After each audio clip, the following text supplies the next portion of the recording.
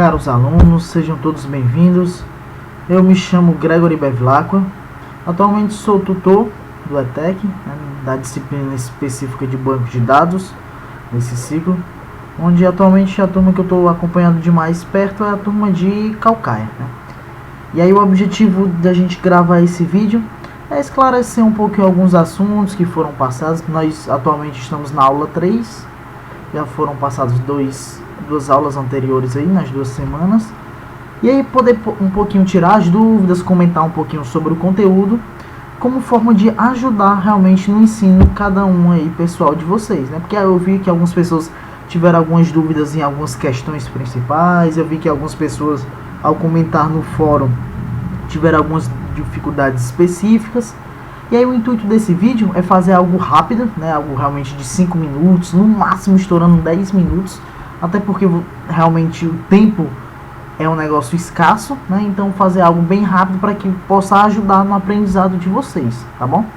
E aí eu deixo aqui aberto, caso vocês queiram que eu grave um vídeo de algum assunto específico, de alguma coisa mais profunda, aí vocês me dão um feedback, me mandam os comentários, mandam mensagem, poste no fórum, que aí esse vídeo realmente é para vocês, é para passar o conteúdo para que vocês possam aprender de forma mais fácil e mais ágil, tá?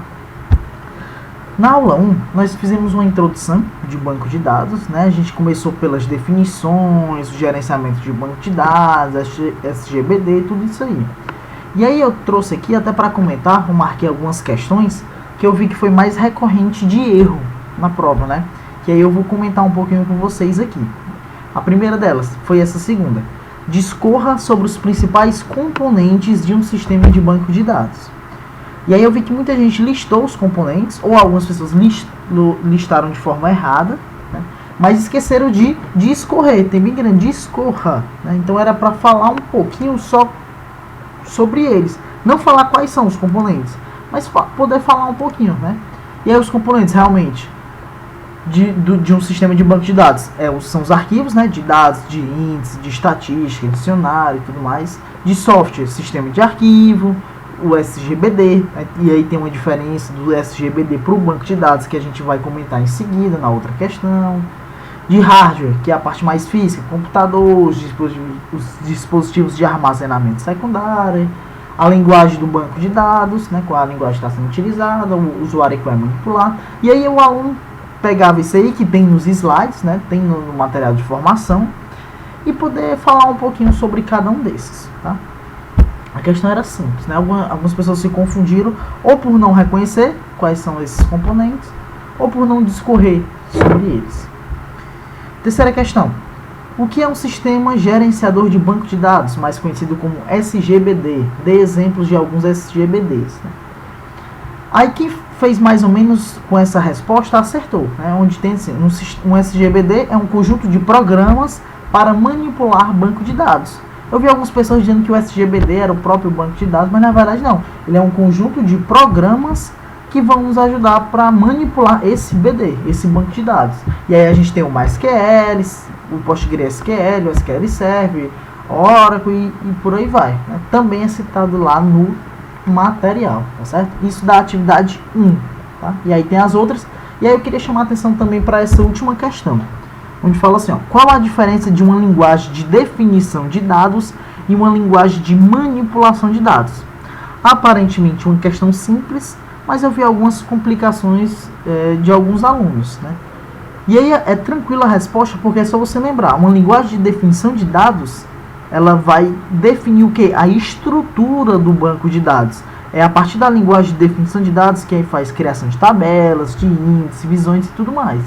Já a linguagem de manipulação é onde a gente vai poder manipular realmente o dado, que a gente vai poder inserir dado, a gente vai alterar, vai remover, tudo isso do banco de dados, Ou seja, uma linguagem de definição você lembra construção, criação, estrutura do banco de dados. Uma linguagem de manipulação é mais já para alterar o que já está feito. Inserção, remoção, busca. E isso é uma linguagem de manipulação, tá? Isso da atividade 1. Da atividade 2, eu também queria chamar a atenção para 3 questões, A primeira dela, a atividade 2, o módulo 2, a gente já partiu um pouquinho, para mais aquele modelo de entidade relacionamento, para o Peter Chen, né? A gente apresentou as principais entidades, atributos e tudo mais. E o exercício ele era de forma assim, bem simples, né? Você teria que começar a usar um pouco mais a imaginação, abstrair um pouco mais, né? Mas dava para fazer de forma tranquila. Primeira questão. No sistema do banco de dados de uma loja são cadastrados os clientes. Liste pelo menos 8 atributos que você considera necessário para representar um cliente. Para cada atributo, indique se ele é simples ou composto, monovalorado ou multi, requerido ou derivado. Indique também qual seria a chave primária de um cliente, né? E aí a gente listou, tem esses 8 atributos aí: código, nome, CPF, RG, endereço, telefone, nascimento e sexo.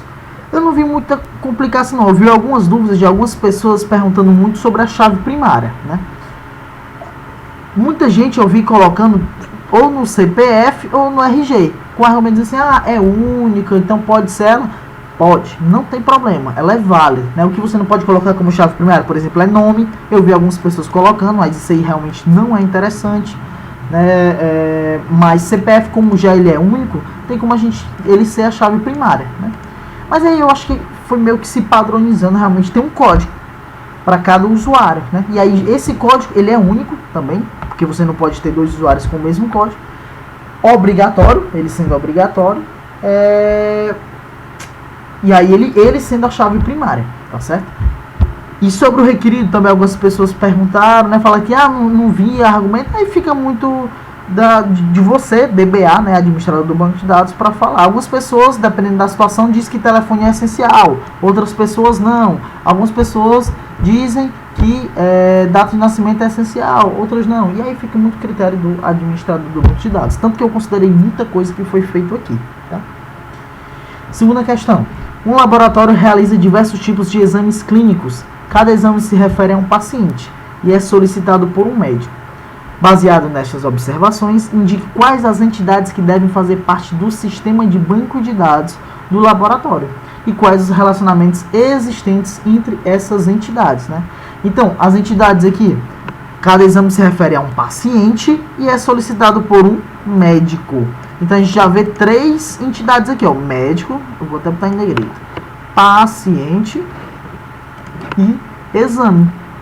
Tá? No texto, no próprio enunciado, ele já descreve as 3 entidades. E aí, Gregory, quais são os relacionamentos? Exame, paciente, paciente, médico. Tá certo? Esses são os relacionamentos. E aí teve gente que fez o quadradinho, fez um negócio bem bonitinho, fez o MER, né, o modelo de entidade de relacionamento. Ficou muito bacana, né? Só para ressaltar. E a quarta questão. Na universidade, cada aluno está matriculado em um curso. Em sua opinião, qual deve ser a cardinalidade deste relacionamento? Esse relacionamento é total ou parcial? Justifique suas respostas, né? E aí, aqui teve algumas confusões, né? Mas a cardinalidade desse relacionamento é de 1 para muitos. Por quê? Porque para cada aluno, apenas um curso. E para cada curso, muitos alunos, né? Um aluno, ele está matriculado somente em um curso fixo. Mas imagine um curso, ele tem vários alunos. Então, o aluno sendo um e o curso sendo muitos. Porque um curso ele tem muitos alunos, tá certo? Imagine assim, a seguinte situação. Você faz ciência da computação, você está matriculado no curso de ciência da computação. É quantos cursos? Um curso. Mas tem quantos alunos? Muitos. Esse curso ele tem muitos alunos, é 1 para muitos, tá? E esse relacionamento é total do lado do aluno, né? Por quê? Porque todo aluno ele tem que estar matriculado em algum curso e pode ser considerado parcial ou total de curso para aluno. Tá certo? Eu acho que teve algumas confusões, principalmente na cardinalidade. Muita gente colocou de 1 para 1, mas na verdade não é, porque um curso ele tem vários alunos, né? Um curso ele não tem um aluno só específico, ele tem vários. Então, um aluno tem um curso e um curso tem vários alunos. 1 para muitos. 1, setinha, asterisco na outra ponta. Tá certo? Bom, pessoal. Eu quero fazer esses vídeos bem rápidos, tá certo? Para não ficar muito cansativo para vocês. Mas eu queria um feedback aí, tá? Vocês podem dar no fórum, pode falar, pode comentar, pode sugerir.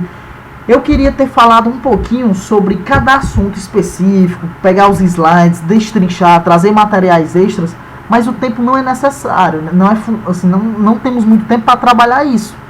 Por quê? Porque realmente fica algo cansativo e aí muita gente não vai assistir por ser longo, tá? Meu objetivo aqui era só esclarecer as principais dúvidas que me perguntaram, principalmente em mensagem pessoal, esclarecer isso aí, citar essas questões, né? Isso é que eu estou aberto aí para o que vocês precisarem, tá certo? Não somente a turma de Calcaia, a gente abre aí para todos os polos aí. Quem tiver a necessidade, a gente vai falando, eu acho que era interessante gravar um vídeo sobre esse assunto ou sobre aquilo.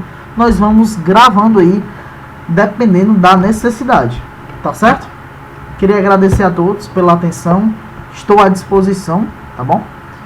Mandar um abraço para o nosso professor formador também, professor Glauber, Tealho, o pessoal de toda a equipe de organização, de coordenação, e a gente vai fazendo esse projeto acontecer, tá bom? Foi um prazer, um abraço a todos e até mais.